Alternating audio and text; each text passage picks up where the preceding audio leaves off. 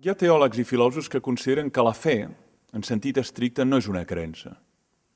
És la resposta a una crida.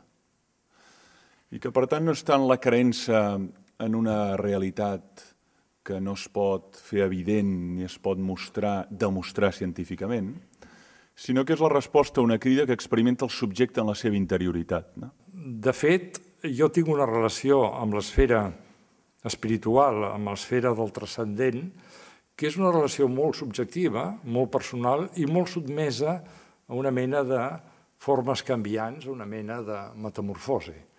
I aleshores em vaig inventar una figura, que és una figura, si es vol, poètica, de jo crec en déus transitoris, però crec en déus. Per tant, la meva posició actual i des de fa temps no és ni l'agnòstica, que és la que sentim més al nostre envoltant, ni l'atea, que era la fórmula més fàcil, sinó aquesta última. Jo entenc que la fe potser són quatre coses. Sentir, assentir, sortir i transformar. I en aquests quatre verbs, ara pentino una mica la qüestió. La fe és crítica perquè posa en crisi el jo, és a dir, posa en crisi el meu ésser com a absolut i, per tant, la fe necessàriament contribueix a l'aparició d'un ésser humil, si és que funciona. Si no funciona, llavors, si no funciona per aquest costat, és que no funciona per cap costat. Voldria dir aquí rotundament que em sembla completament impossible poder avançar, en sèrio, poder avançar amb ambició en el terreny de la creació artística sense fe. Em sembla completament impossible. La fe és com l'arc que tensa la possibilitat de la creació. S'ha associat sempre a la naturalesa de Déu la seva eternitat, la seva impertorbabilitat, la seva absolutesa, i això certament a vegades ha estat ocasió per en nom d'aquesta absolutesa destruir el finit o destruir el relatiu.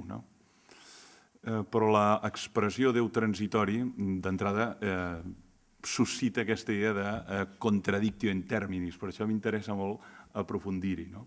A veure què ens pots aprofundir més quan dius que creus en déus transitoris. Jo difícilment puc parlar d'un camí, no puc parlar d'un camí, perquè en tot cas jo m'he d'orientar, soc més nàufrag i he d'anar més a la deriva. M'he d'orientar enmig de molts camins. Per mi, cada dia és una cruïlla i d'aquesta cruïlla sorgeixen molts camins i m'he d'orientar més o menys com puc a l'interior d'aquesta cruïlla i amb aquests camins sense saber exactament cap a on van. Per això, en l'únic territori que jo em sento relativament segur és un territori d'una paraula que pràcticament no s'utilitza a la nostra vida quotidiana, que és la paraula bellesa. A la bellesa, no la bellesa esteticista, sinó la bellesa amb tots aquells nivells de profunditat que jo puc cercar, és on trobo una certa referència. Però quan un està segur de la bellesa, a la força no segueix únicament un camí. N'ha de seguir diversos i en la majoria dels casos no saps molt bé on et condueixen. La presentació m'ha semblat més com una descripció de la fe en un sentit fenomenològic que no tant com l'adhesió a un conjunt de veritats que es revelen en la història i que una senteix, tot i les dificultats de la raó, per poder-les entendre o comprendre-les en la seva totalitat. Jo he parlat de sentir, de la passió, de l'assentir, del sortir i del transformar, perquè em semblava que eren quatre paraules que els podíem donar un subjecte i un complement.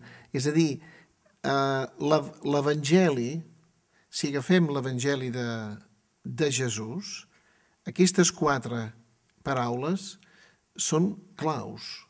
La manifestació de Déu en el nostre món és una manifestació que, d'una manera o d'una altra, entra dintre d'una capsa tancada, que és la recepció que la persona en pugui fer. Gràcies.